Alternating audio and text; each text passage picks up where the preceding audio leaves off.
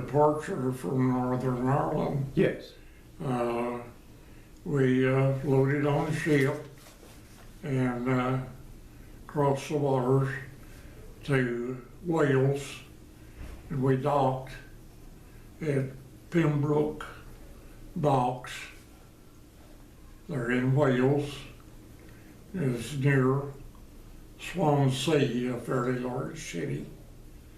And it was a highly restricted area. We could not leave, no passage.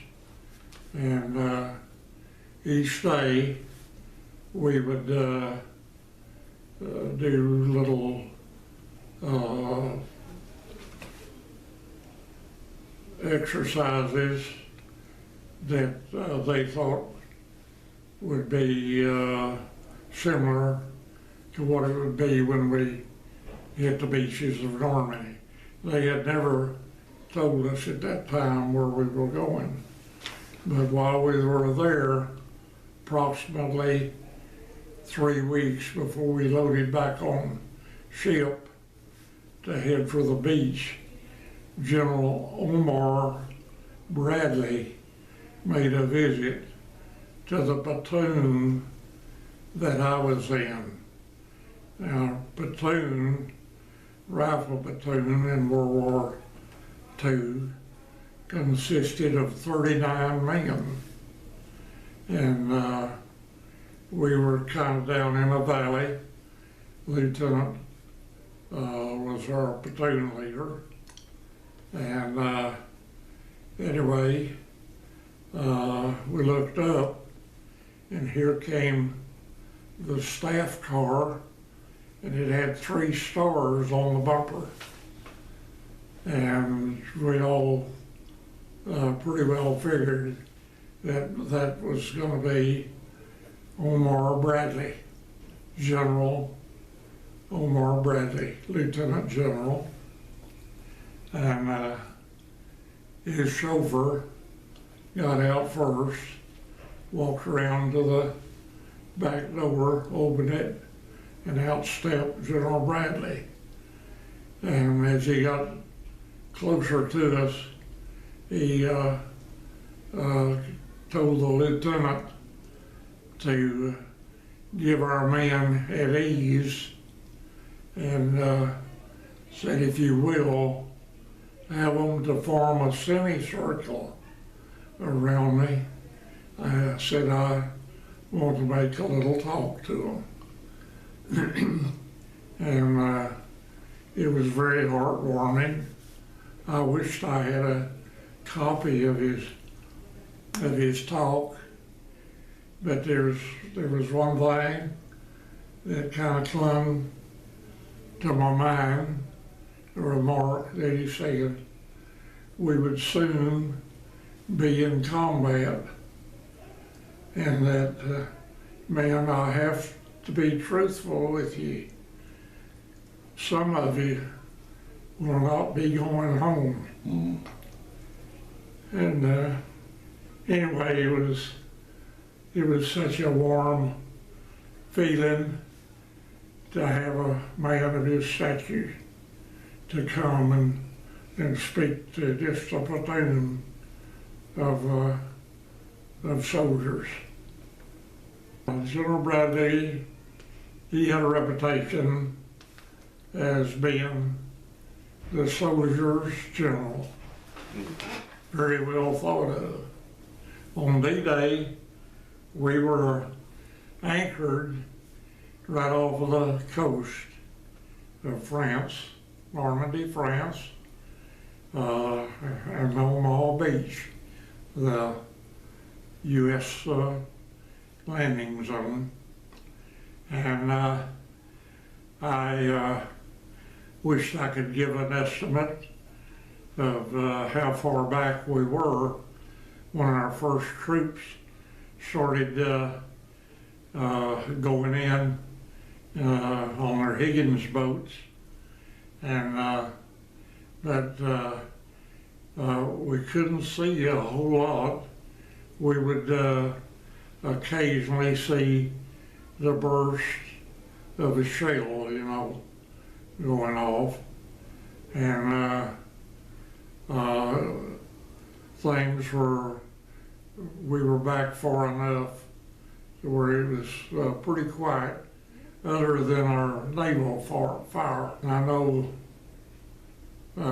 just before we went in, it was broad daylight, and of course I was wanting to see everything I could see, and I happened to be looking right across the water at this ship. I don't know where the ship was from, but all of a sudden it just disappeared, and it had to have been an ammunition ship, and it probably struck a mine in the water. But anyway, it just, in a matter of seconds, it was gone. And I doubt if there was a soul that survived that tragedy. And whenever my outfit unloaded from the British ship, the Higgins boats were along the hull of the ship, and we started going down the rope ladders, and the water was very, very rough. There was 2 sailors that manned each Higgins boat, and they were having quite a struggle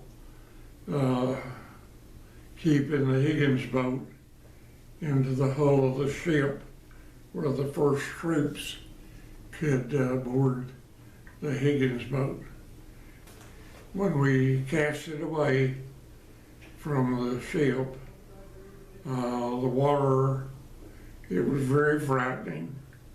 The water was so rough, it seemed like at times our Higgins boat would be completely up out of the water. And there was some of them that did capsize. And there was soldiers lost by drowning when that happened, because they were out a good distance from land, and of course they had all their heavy gear on. And anyway, we had not gotten too far from the ship. Here come German bombers, and it was unbelievable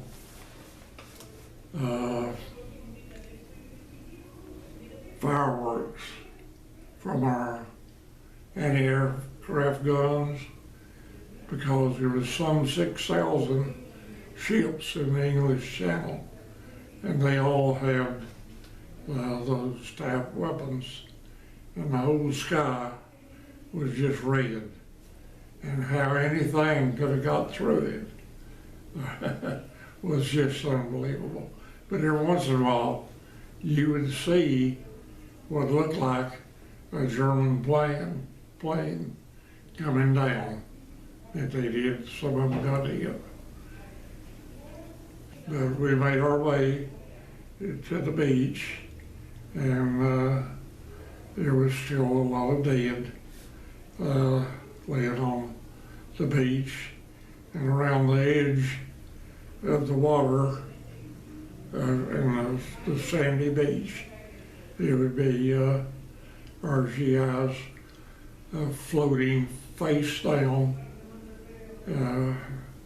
had not been picked up yet. And anyway, we went on up the beach and got on level ground, and just a short distance up the way, we could hear the rifle fire and the machine gun fire. And anyway, they stopped us at this point, and told us to dig foxholes, that we could expect a very strong German armored attack early the next morning. But we had our bazooka teams in place, our anti-tank guns, and we were ready to fight.